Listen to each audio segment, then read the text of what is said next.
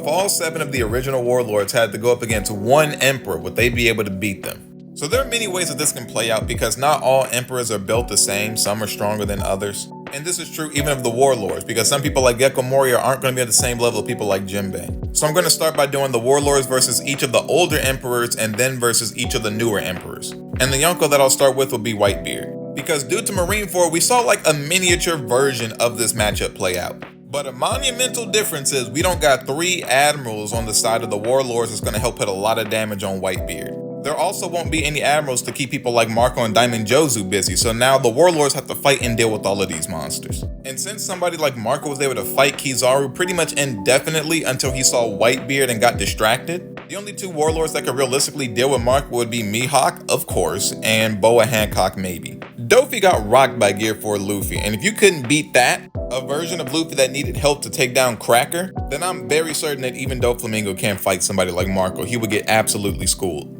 Now maybe you start doing some cool combination things like, have Doflamingo and Crocodile fight Marco. They might be able to give them some work together. But let's not forget, it is them versus the Emperor. So they got their entire crew, which is thousands of people deep with them. So the Warlords themselves don't have the luxury of teaming up to take out the top tiers because their numbers are just going to be way too scattered.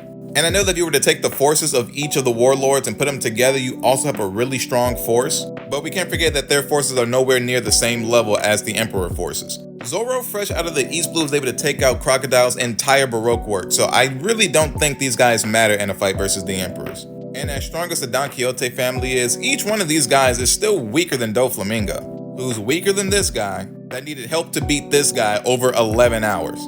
Honestly, Cracker clapping his hands will take care of all of the Warlords fodder by themselves. But I'll get into that later because we're talking about Whitebeard right now.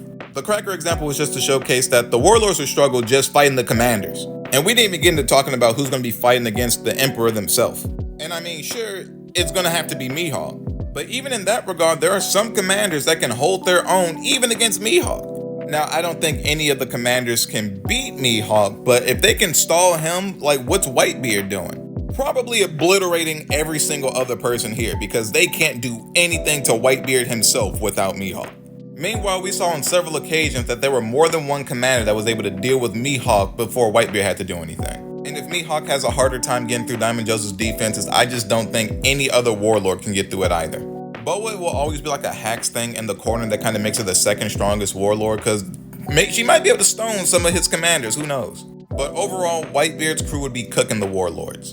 Because either Whitebeard will wipe out all the Warlords while some of his commanders can stall Mihawk, or Whitebeard will just fight Mihawk while his commanders take out the Warlords. But now on to the next one. How would Kaido's crew do against the Warlords? Now I'm gonna have to be honest, I think they lose worse here than they did against Whitebeard. And it's mainly due to King, because Mihawk is the only person in the Warlords that I think has the hockey and skill necessary to beat somebody like him. And that's mainly due to the fact that I do not think any other Warlord has the attack potency, the Conqueror's Haki, or the Conqueror's coding necessary to cut him down. Again, Boa may be able to turn him to stone, maybe, but it all depends on King's mindset. That's always going to be a looming threat, Boa turning people into stone against all these Emperors.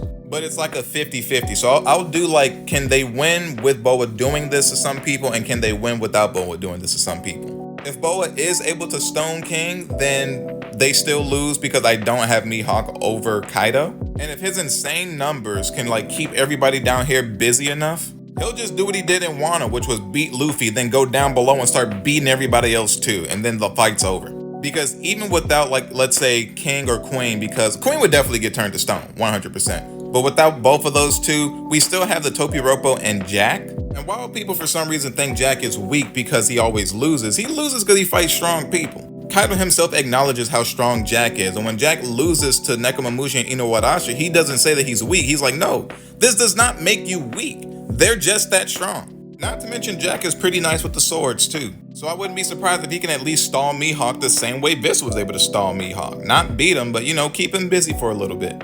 And with any of these Emperors, if we get into a situation where one of the commanders can stall Mihawk for any amount of time, the Emperor will completely wipe out the rest of the Warlords with no question. But if King can keep himself from getting turned to stone by Boa, then it's essentially like having 2 Emperors on the other side. Because not a single Warlord is cutting down King other than Mihawk, but if he has to fight Kaido, then the rest of them are screwed. Kaido's team takes it. And now let's move on to them versus the Big Mom family, because this is probably going to be a worse matchup than the Kaido one. Because versus Big Mom, all the very weak fodder in comparison to the Emperor crews that they have completely get turned into homies, because I'm sure they're going to be scared of Big Mom. And then she will rip their souls out and then make a bunch of homies, and now her army is bigger and yours is smaller. Meanwhile, Cracker can literally just clap his hands and create biscuit soldiers that are so strong that Luffy needs to go Gear 4 to take them down. And we know Dopey ain't that strong because he couldn't even hurt Gear 4 Luffy. Moria definitely isn't because he lost to a pre-time skip Luffy that didn't even have Gear 4. And despite his strength and durability, even Kuma can be wounded by a very tired out Zoro back in Thriller Bark. And majority of the people in Big Mom's roster are way stronger than that. So if he's not careful, he can be taken down by people that are way below him. And then of course, you gotta deal with Big Mom. But even in that case, Big Mom has her homies with her, so she's not even alone. She can just make Misery, and now Mihawk has to fight her and Misery at the same time. I don't think he can really do anything versus that. At least against Kaido, he's just fighting Kaido. Against Big Mom, he has to have his eyes split into 2 different locations.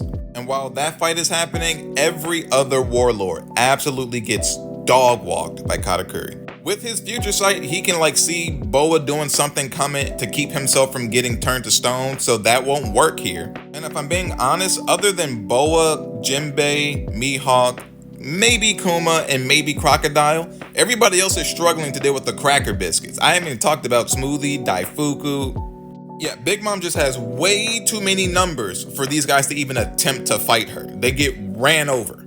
And now we got the Red Hair Pirates versus the Warlords. This would definitely be the best matchup that the Warlords can ask for because Shanks' fleet sucks. You just have to worry about his main crew, which, your numbers are at least around that margin. This is close. But it's also weird because when you take certain character traits into account, Mihawk is not going to fight Shanks. Because I'm pretty sure Mihawk's pride as a swordsman would trump whatever the situation is, so he's not going to fight Shanks. You got one arm, dude. It's a waste of my time. And if Mihawk doesn't fight Shanks, nobody else is going to beat him. Maybe Boa would look good enough to him under the right light that he just turns to stone and takes himself out, but I think his hockey's just too good for that. And then since the Red Hair Pirates tend to fight together, the Warlords will all have to fight together, and I'm pretty sure they would have way worse teamwork than the Red Hair Pirates do. And with their biggest gun refusing to take on Shanks, it's not even close. Now, let's say Mihawk breaks character and he does want to fight Shanks here for whatever reason. He would definitely have an opportunity to take down Shanks. However, Shanks does not fight alone. Every time we see Shanks pull up on somebody, it doesn't matter if you have an 8 million berry bounty like Higuma from the first chapter, or you're on the level of some of these admirals out here. He's fighting you with his entire crew. Higuma in the first chapter of the series was overkill. Really do understand that Shanks and his crew bodied this man, and he did not need to do that. Shanks could have did it by himself. But to Shanks, it's no, I don't care if it's overkill. You hurt one of my friends, I'm going to overkill you. That's how I do it. And for those that read the manga, that's how he does it. So he's definitely not fighting Mihawk by himself. If Yasop gets a clean shot, he's taking it. So, I'm giving it to Shanks here. But do keep in mind, this is the closest fight that the Warlords have to winning. Next up, we have Blackbeard. What would happen if he were to fight against the Warlords? And honestly, I feel like this one is very similar to the Shanks matchup because he is not going to fight against Mihawk by himself. Blackbeard is not fighting nobody by himself. Now, I will say, much like Shanks, this is the best matchup that Mihawk has of winning, but I just don't think he would still win because they're not going to fight him and give him that 1v1. Because we know that Blackbeard takes double the damage when he gets hit by something, so if Mihawk does a really strong named attack, I wouldn't be surprised if he kills him. But if Von Augur is there to warp him out the way, if Blackbeard can go black hole and pull, one of the other warlords with the devil fruit over to use him as a meat shield, he could do that too. Or like the Mihawk Seraphim, he can just force Mihawk to not engage him in close quarters because he can just go black hole and spread this all around him. Meanwhile, while you cannot get in on him, he's going to do quake crashes in your direction and you're just going to get messed up by it. Everybody is. And of these warlords, I don't have anybody other than maybe Kuma, Mihawk, and possibly Boa being able to withstand these quake crashes. Everybody else is just going down. I think Blackbeard takes this very convincingly. And last but not least, their worst matchup, the Straw Hat Pirates. What makes this the worst matchup for him is because Boa's not going to fight. She literally would just sit this one out. Meanwhile, Luffy's not going to fight Mihawk. He's going to let Zoro do that. Now, I'm not saying Zoro's going to win. He'll probably just hold his own for a good amount of time, but he could definitely fight him for longer than Vista did. Meanwhile, it's Gear 5 Luffy and the rest of the Straw Hats sweeping the rest of the Warlords. Then if Zoro won, we're good. If he lost, now Mihawk is going to lose to Luffy. Fight's over. Moral of the story, they can't beat any.